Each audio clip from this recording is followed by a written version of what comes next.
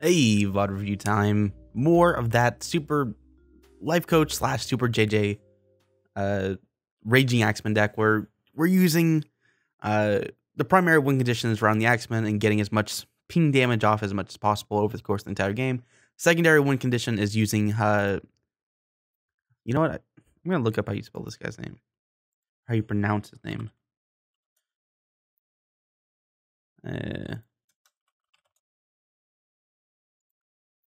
Maybe it's like Halmar? Why is that? Why is the name so weird? But it doesn't matter. Nothing happens in this game up to this point. Actually, I barely even remember what happened in this game, but I saved it, so it must be important. Oh, so I guess kind of a minor point that I've mentioned actually before is being able to not let the dwarf faction or the dwarf archetype get out of control by using.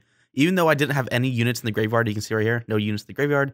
I still went ahead and used this guy to try and get rid of this dwarf. Also with my early shield maidens, just to get this guy out of here, because I know the dwarf archetype wants to get those two relatively vulnerable units out early and then just buff them up again. So it's basically impossible to win any future rounds if they buff them up too much. And since I don't have a lot of options to deal with super buffed up units like a D-bomb or an Igni or any kind of reset, I'm forced to deal with them while they're still early. So that's kind of a minor point. Similarly with this guy, I forget what he's called. The Brazilian, man, is that guy? I mean, come on, is that guy maybe a little bit overpowered?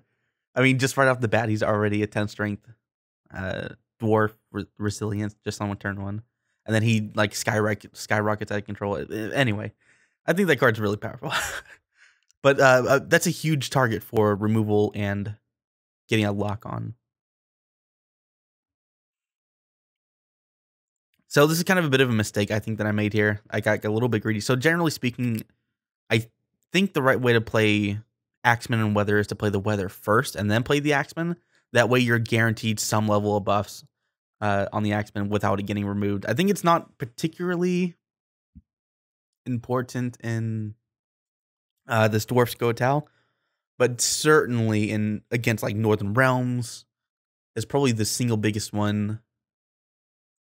That actually may be the only one. I don't know. That's a big one. Northern Realms is real pain for this deck because they can get rid of your Axemens early, but also they have they tech in the weather clear guy, so you can't even get weather down either. So it's almost like that combo is useless, and that's in addition to also being able to have to fight against older machines, which are just crazy strong. They're not without their counters, of course, but against this deck, it's really strong. If you're looking to counter this particular deck, you should play the machines. Merchant, I think, put up a machine deck list on Gwentify or something like that. You should probably check that out. That's something I'll play here in the future once I get tired with this deck or when the meta shifts or whatever. So I won this round. Was there anything important? No, I just used Coral to finish out the round, which is just fine. Coral doesn't always lend itself to great value. I think if you can get the value, you should probably just go for it, especially in the deck that has renewal. And I haven't played Halmar yet. I really hope I'm saying that right, Halmar.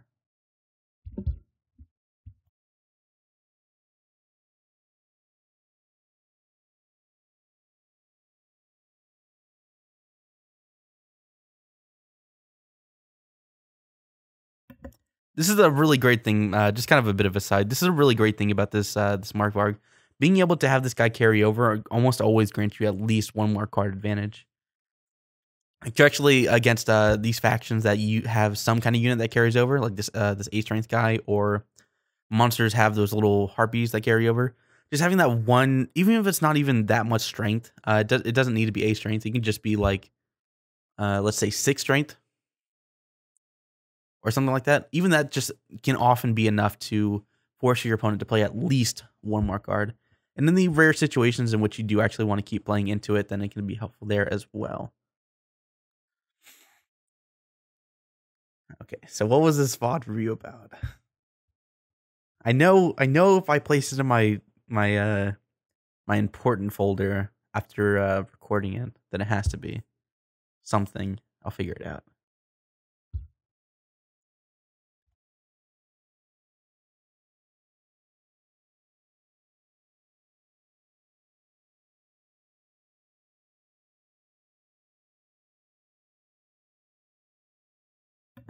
I guess I could kind of talk about ordering a little bit, even though it's fairly obvious if you just watch 1 or 2 games or play it yourself a couple games. But generally speaking, you know, you want to get your Savage Bear out first, both because it's a bit of a beefier unit than the Axemen. Also, you start getting that value off immediately, whereas if you play Axemen first, you are definitely not. It's a relatively minor kind of decision, but also kind of sets forth it's a pillar of the entire deck that you want to get right. Also, I'm totally fine with playing this 6 strength bear into this fog because I know it's going to hit the bear and it's going to hit Morkfang, and then it's eventually going to hit these 2 later. So I can get the bear out, start getting its value out first, and then worry about all the other stuff later. Also, there's the consideration of whether or not you want to clear weather, which I think I may actually go ahead and do. It wouldn't surprise me if I did do weather now after the 2 damage went through, and then it would go to Morkfang and come back. Although a revive here would also be fine. Let's see what I do. I think generally speaking, I'd go with clear weather first. But then again, I didn't see what was in my graveyard, so I don't even remember. Oh yeah! Oh my gosh! Okay. I remember now. I remember why I recorded this. Okay, all right, let's go. This is very important. So keep in mind, right? I was just saying out loud how I thought I should use either the revive first, and this kind of spoils it now that you kind of see what I'm mousing over, or I was thinking about clearing that weather, right? Or going for a blood curdling bear. So what I decided to go with, right, and this is after, you know, almost roping to the end, right? So I play my Helmar, play him on the siege row. Keep in mind where there's 3 strength, and I have 2 bears. You see where I'm going, bro? You see what's going on? Now this guy is at 3 strength, along with this guy. I possibly could have placed it here too, but this also gets me more value. And as you can see right here, the values are really, really close. So both of these guys go down to 3 strength. I've got my Helmar out. I'm still losing 2 cards to 1. I've got weather on my side. I need to be able to turn this game around, right?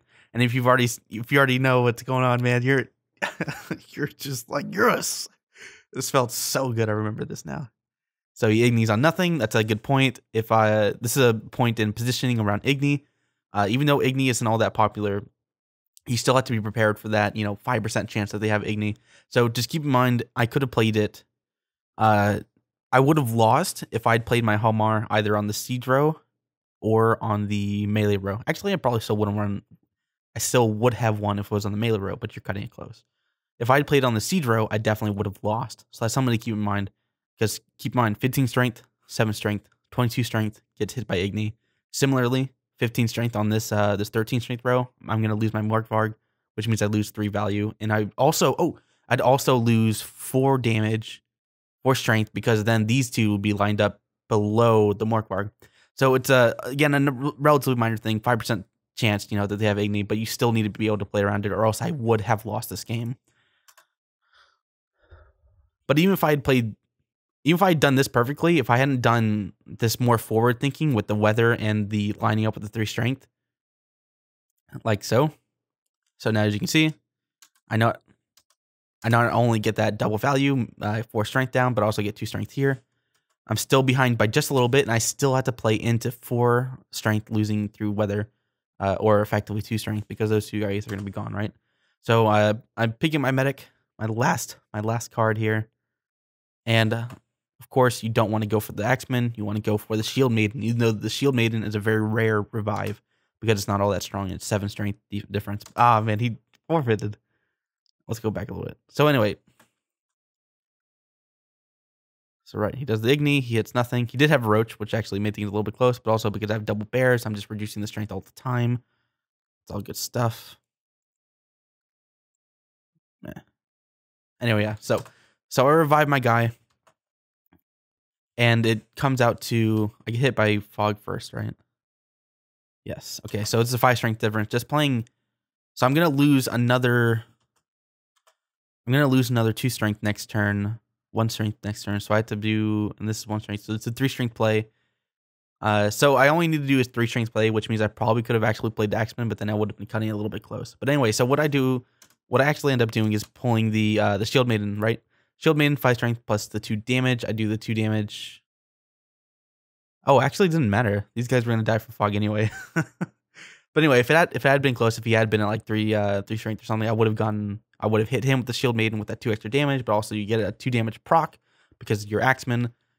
All that is to say, with just a little bit more careful planning ahead of the turns, not just by finally clearing this weather and setting up so I pick up the Shield Maiden on the last turn and make sure these are around the same strength. I planned around having being able to get my 10 extra strength out of here on my Helmar while also getting all these different synergies. So it's a lot of little things that kind of come together to help me win this game, which I was behind for most of the match. And also going up, this is not a great matchup, I think, for Dwarf, for Axemen, because they really rely on hitting weather, and the Dwarf archetype is really good at evading weather. But anyway, I kind of rambled at the end there. I want to be able to succinctly close out this video. I think it's just a matter of looking several turns ahead. Is there a critical point where... I think it's just seeing this at 3 strength, I think, is what really turned the tides. And then seeing this at 3 strength as well, knowing I could get the fog off and hit both of those. I think that's just the idea, being able to use my previous bear setup into my fog setup into my Hallmark setup. 3 different setups going parallel all at the same time. Something you just need to be able to keep up. It's not. I don't think it's something you need to like write down or anything like that. I think it's just you need to play enough games and it will come to you naturally. But still, I almost went for medic first. I even contemplated doing medic first or just clearing weather. But by taking a moment there to just think ahead what my potential options are, I was able to come out of this match. I think that's pretty much it. Just think ahead. All right. Thanks for watching.